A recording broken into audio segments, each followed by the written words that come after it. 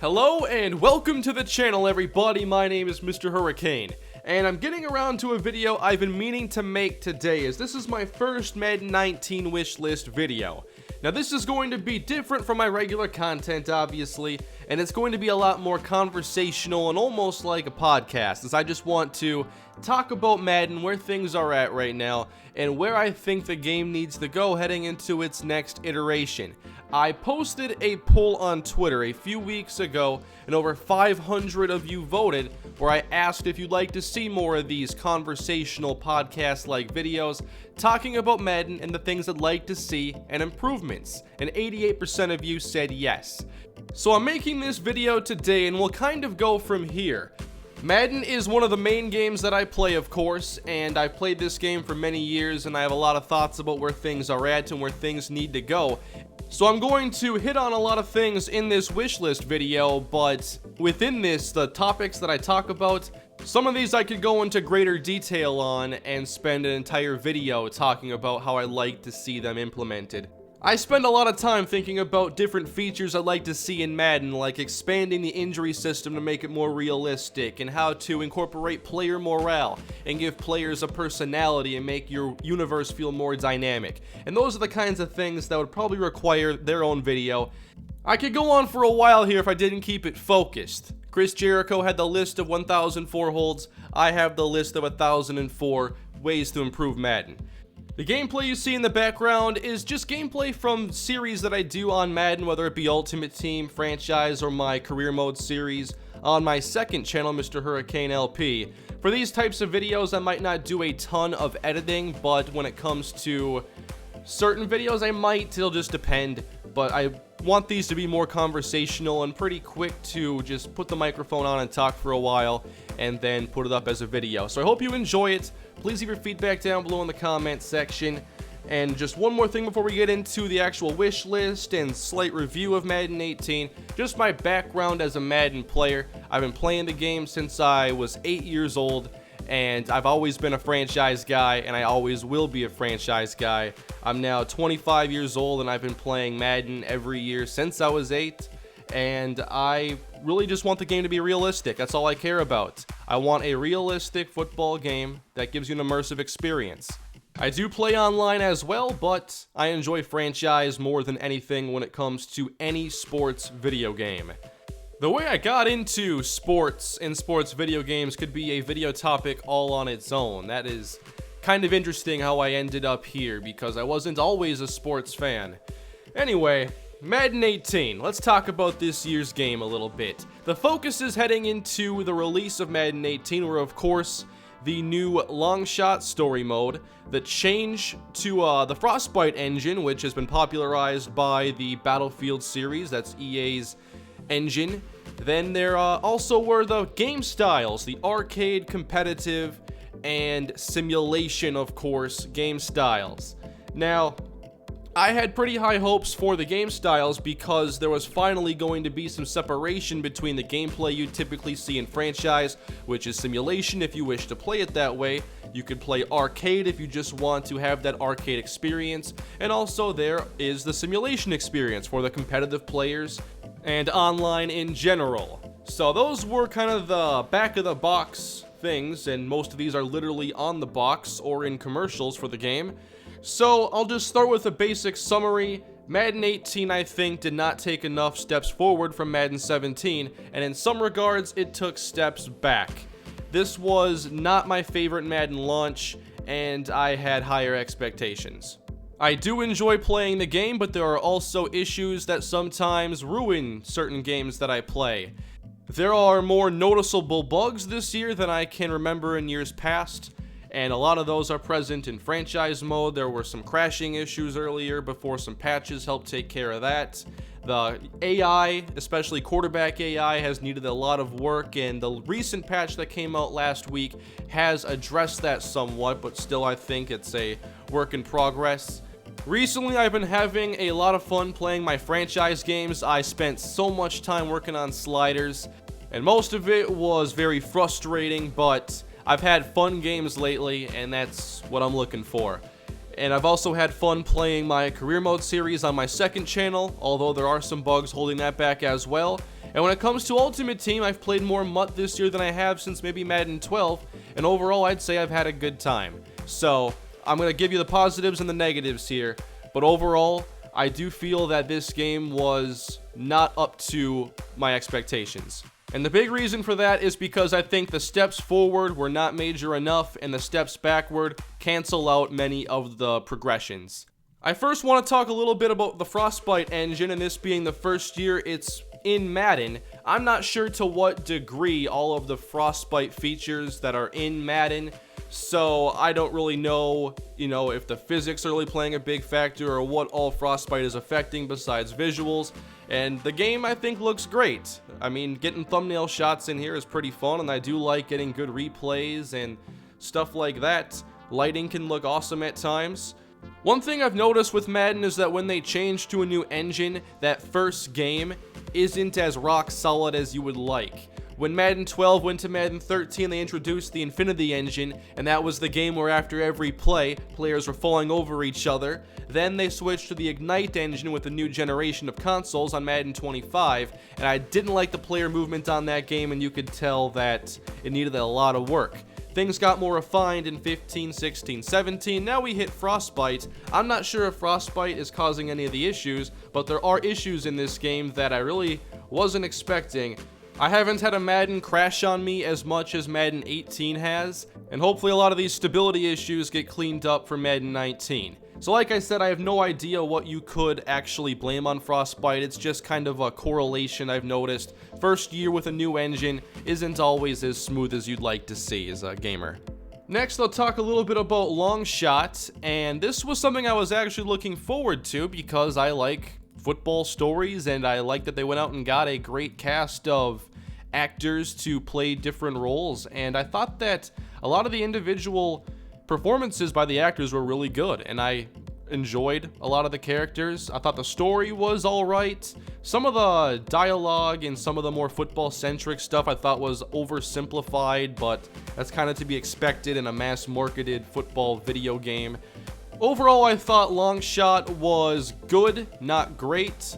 I enjoyed playing it, and I think that in a few years I might look back and say, hey, I'd like to play that again and run through the story one more time. It wasn't the gameplay I enjoyed as much, and I didn't really care for the QTEs, but I did enjoy the story, and I wouldn't mind playing that again. But I do think seeing where Franchise is right now and seeing how Franchise was basically an afterthought in Madden 18, I would have rather seen more resources dedicated to Franchise, and as a Franchise gamer, this was disappointing to see the little improvements that were put towards that mode. I'll get to Franchise in a moment, just want to talk about play styles or the game styles quick. We have arcade, simulation, and competitive. I was hoping that they would have a bit more differentiating themselves from one another, but I don't think that's the case, at least right now. I'm glad that there is now going to be settings so that the competitive players get the changes that they want, and the simulation gamers that are playing Franchise against the computer get what they want. And obviously, I'm in the group that would mostly play against the computer on simulation.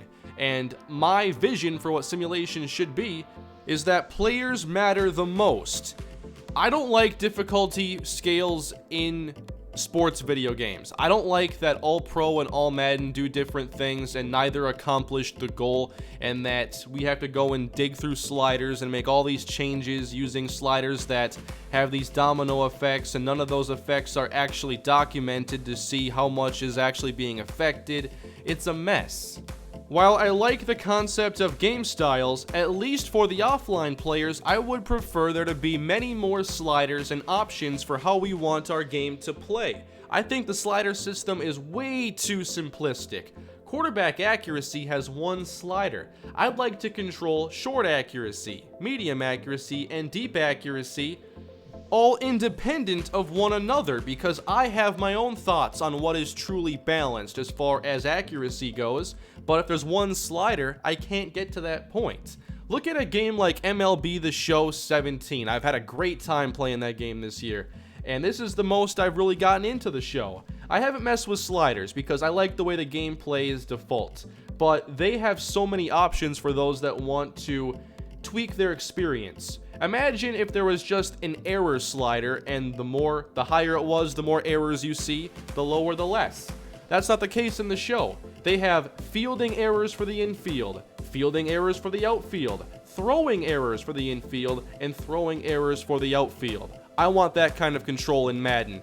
And I think franchise gamers would have a lot more fun if we could have that kind of control, or at least more control than we have. Because it's clear we can't get the game we want by default. And I'll tell you a big reason why that is. When you get into like baseball, you're gonna play a 9-inning game regardless. When you play football, you are not going to play a 60-minute football game by default. Your typical football game has between 120 and 130 plays, sometimes more these days with all these fast offenses.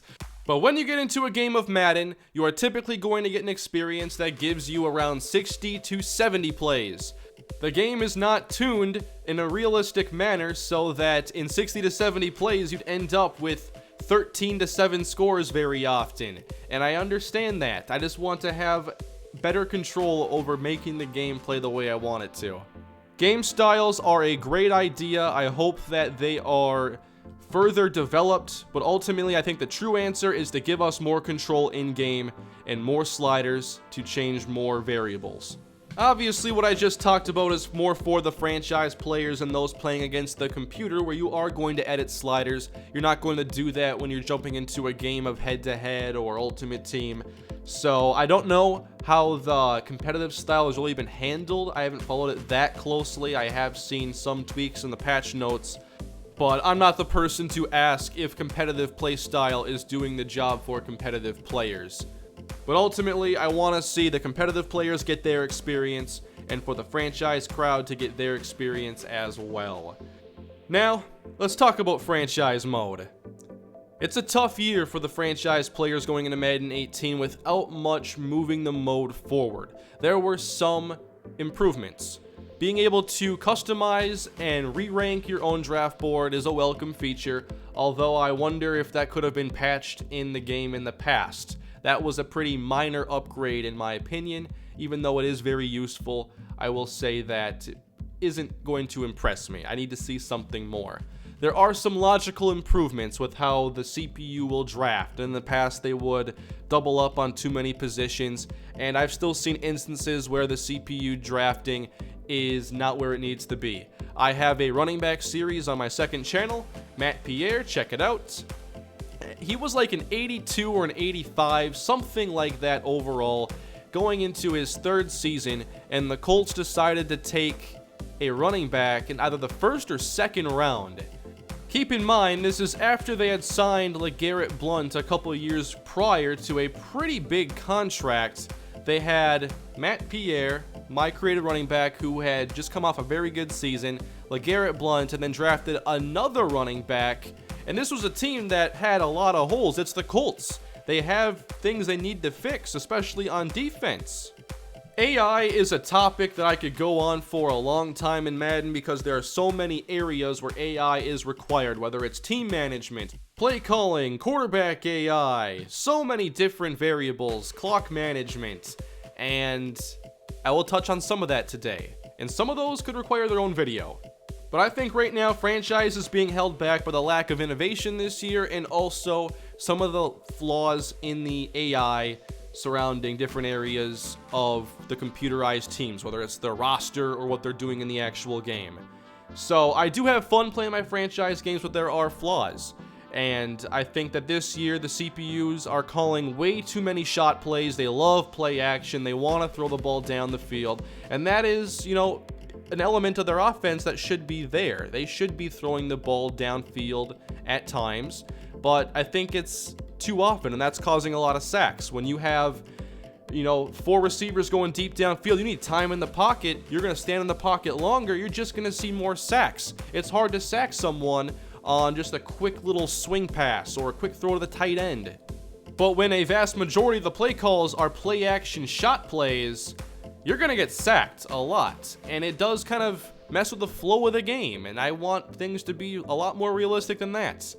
The CPU also kicks too many long field goals with a lot of wind, and they will give you great field position We still see punters kicking sky kicks into the wind that go like 15 yards. That's been an issue now for a couple years, and that needs to get fixed going into next year.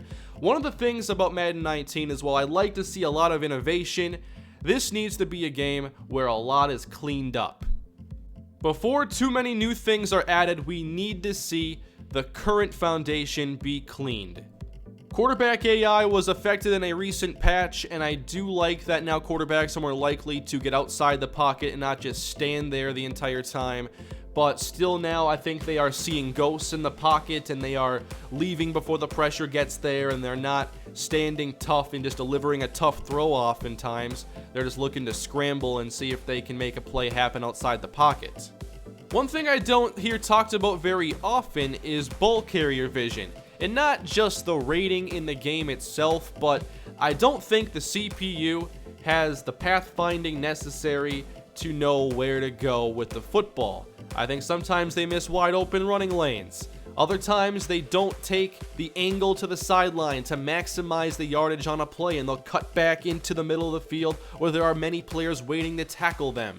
When quarterbacks decide to scramble, they don't navigate around the mess well enough, and they'll run into sacks and put themselves into no-win situations. CPU AI in many areas needs to get a lot better in Madden 19, and there are a lot of areas we could talk about. I would prioritize first, quarterback AI. Every single passing play, that quarterback has to make a number of decisions. We need those decisions to be better and reflect the ratings and skills of that player. Next, I would say play calling. I'd like to see them better adapt to the defenses you are calling, but I also want to start seeing play calling in Madden focus on the players.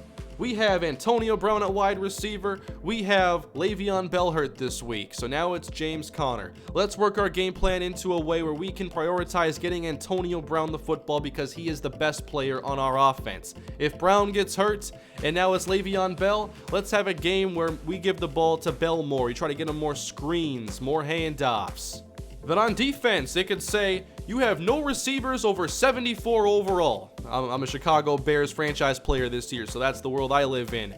We are not going to keep our safeties back deep or respect your receivers. We are going to use those safeties and attack your quarterback. We're going to blitz and stack the box. Good luck beating it. I want the CPU to have the awareness of who your players are, who their players are, and what the best way to win is.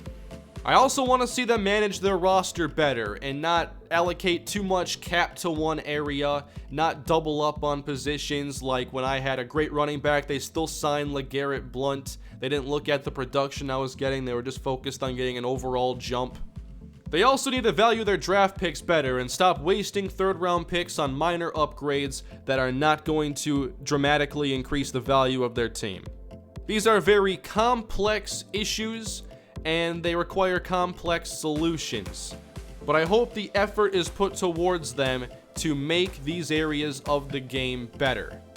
It has been a very interesting year as a franchise gamer, as the mode did not receive a lot of attention this year, and I can tell that a lot of the community is frustrated.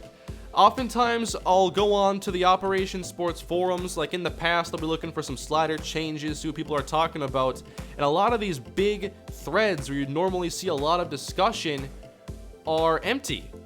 And you'll go days, sometimes weeks, without a post in some of these threads that in previous Maddens would have been a lot more popular. And I feel like a lot of people are just bummed out about franchise right now. And I don't want to see franchise continue to not get the attention it needs to be a great mode.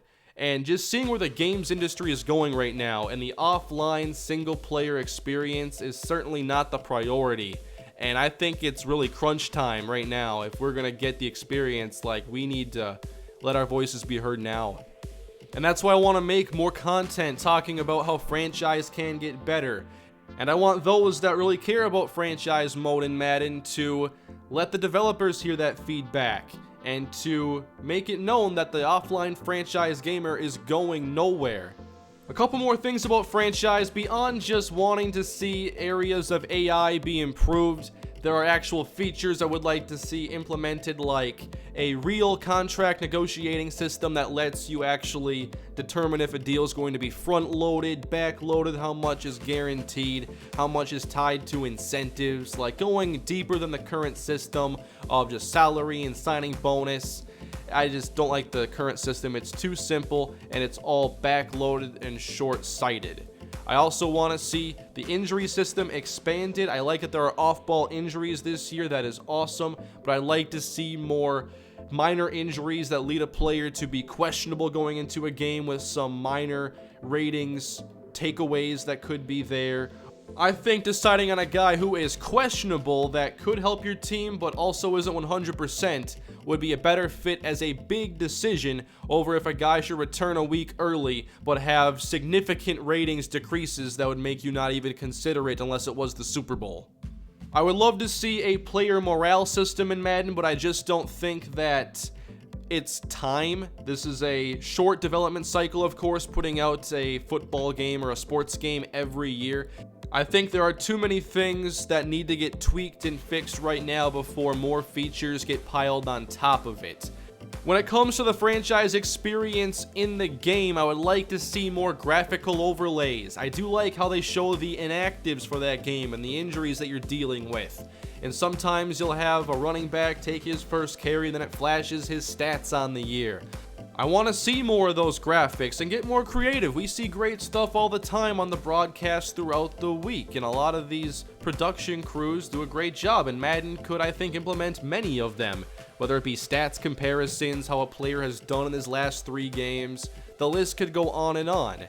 After plays, let's get away from these camera cuts to the coach fist pumping and doing whatever he's doing, throwing the tablet. Show that every now and then, but it's overdone. We care about the players. I want to see the players celebrate a big catch. I want to see the players get angry when a mistake is made. Let the characters, the players themselves, show the emotion, and let the coaches do it sometimes, but mostly the players.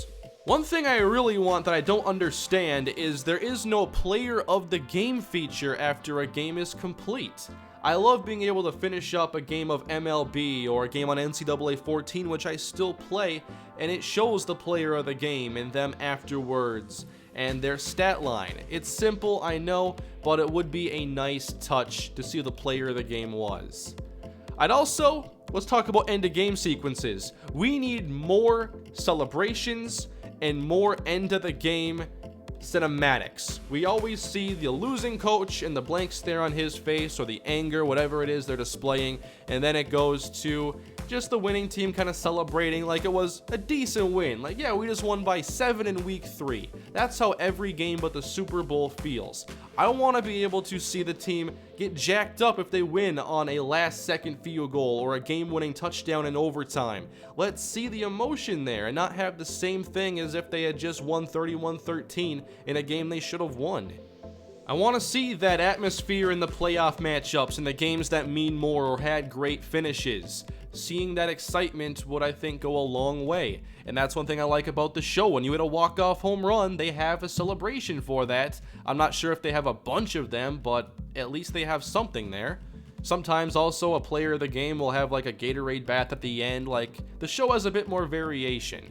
I want to mention a few things about the player-based version of Franchise. It does not focus enough on your player, and that's why I think that it's still behind modes like Road to the Show or Road to Glory. Not as familiar with 2K and what they do. I did pick up 2K recently, but I haven't gotten into it yet, and I haven't really gotten into it in many years. So I don't usually have examples to share from 2K, but I might in the near future as I get into it. But I'd like to see the player-based mode focus more on your player, have the UI tailored towards your player and your stats, what you've done and accomplished. Doesn't have to be like a story mode, but it would be cool to have things like an equipment deal or a sponsorship with a company and you can wear their gear, or just something more to add to that experience. But also, there are some issues on the field with the player-based mode, and the big one that has bugged me throughout Madden 18 is that they will inexplicably take you out of the game to simulate plays in which your player is a part of. I don't understand it why it seems there's like a 1 in 15 or a 1 in 20 chance that after any given play, the next one could just be simmed, even though my player is in there. And it's not a good feeling when you watch your player you created score a touchdown on a play that's simulated that you should have been in for. I don't like that, and that bug has been in the game all year. That needs to get fixed in Madden 18, not just Madden 19. Now, super simming, on that note, super simming is, let's call it what it is, it's terrible. The logic there, I'm not even sure what it's accomplishing. The CPU will run the football 30 to 40 times, getting 2 to 4 yards a carry. The occasional throw is in there as well, but the simulated stats and the super simming is not good. It is not sim. And we still see backup running backs with elevated touchdown counts in franchise, and we need the realistic stats and realistic game flow within the super simming. That needs to get overhauled. It's in a bad spot right now. I talked a little bit before about some of the tweaks that need to get changed to CPU decision making on the field. Want to add to that right here. They're punting, obviously. Stop punting sky kicks into the wind. And can we please fix the pass commit bug? That needs to get fixed as soon as possible in Madden 18. What happens is that, go and practice, try this yourself. Hit pass commit as the defense against the running play. Everyone on your D-line gets pancaked. It was a feature that I liked that was implemented for the online purposes, where sometimes people would come out in like quarters defenses against 2 tight ends or whatever, and they'd find a way to get run defense to work. This was a way of saying, no, don't use that defense. Now, it was also implemented, I guess, so that when you pass commit and guess wrong, that you also get that steamrolled effect where your defensive line gets pancaked, and the CPU will do it. And they do it in situations where I can't fathom why you'd want to pass commit. First of all, let's take out pass commit and run commit and change it to pass first, run first. Let's make it so we can have our pass rushers just try to get to the edge as fast as possible by pass first committing. Or if it's run first, maybe don't try to get quickly around the tackle and instead read the play and react accordingly. I'd rather see them do that than the commit feature, which is too gamey. It's too video gamey. The run commit, everybody runs in like it's going to be a run, and it's just ridiculous. It'd be a lot better to be able to go pass first and then, like off the snap, you have Everson Griffin unleashing the spin move that's gotten him a bunch of sacks this season. But at the same time, if he's going to do a spin on a running play, like let that animation happen and penalize the player for going pass first. And if you're running that way and Griffin's spinning, perhaps he spins his way out of the gap he should be protecting. Zone coverage, for some reason, took some steps back this year after a lot of steps forward last season, last Madden, with the introduction of different techniques and being able to play flats differently. I like that a lot. Prioritize the 8-yard passes, or you want to prioritize the stuff very short in the flats. It's a great chess match having features like that, and that's exactly what my idea of pass first, run first could be. The chess match on every individual play. The deeper the strategy gets, the better this game is going to be, I'm telling you. But for some reason this year, there are too many issues with zone coverage, and the purple zones don't seem to work as intended, and I can't actually get a guy to play the sideline intermediate like I want to. And then in cover 2 is usable last year, and it showed that cover 2 can be very useful. However, now with the deep middle zone having so many problems, occasionally I will see that middle linebacker carry deep and play his assignment, and other times he won't back up beyond like 12 yards, and all of a sudden the safeties are getting split easily. Why is that happening? Zone coverage got worse this year, and I don't understand why. And it's made all these shot plays, which, by the way, the playbooks in Madden, they are so designed now to get big plays. And with zone issues, they're a lot easier to get. What else can we talk about? How about kickoff returns? let's have CPU kick returners finally take them out of the end zone if their player has like a 90 return rating or better. I don't want to see the best returners take a knee if I can hit it into the end zone. Blocking is set up in the game to where kick returns are pretty solid this year anyway, and the CPU's gotten some good ones off of me. Let the good ones take the kicks out finally. One big one I have to make sure I talk about here, almost a half hour into the video, I need to talk about run defense. And I know that there is now the element of gap discipline in the game, and sometimes that turns out to be a great thing. Other times, they over pursue, which is a big problem, and another part of kind of that ball carrier vision pathfinding I talked about earlier. They'll take bad angles and they'll get themselves into a situation where they're blocked, and I feel like they're not playing run defense smart enough, and they're not reacting to what's happening in front of them well enough. The runs I believe they defend the worst are outside zone. Outside zone is set up in a way to where you can kind of just pick and choose the hole as it gets set up. And the CPU is prioritizing way outside. So you're able to kind of work outside, watch the line flow, and then boom, get downhill, and no one's there because they all took on the tight ends on the outside and they wouldn't let you get to the far boundary. But meanwhile, they gave up a huge lane, and your play is designed to succeed that way. The linebackers have to make sure they're not giving up a major lane and let you get downfield for 50 yards. One more gameplay topic, I have to talk about accuracy, and I'm disappointed we are still having the same conversation after I thought it would get better after some of the news heading into Madden 18.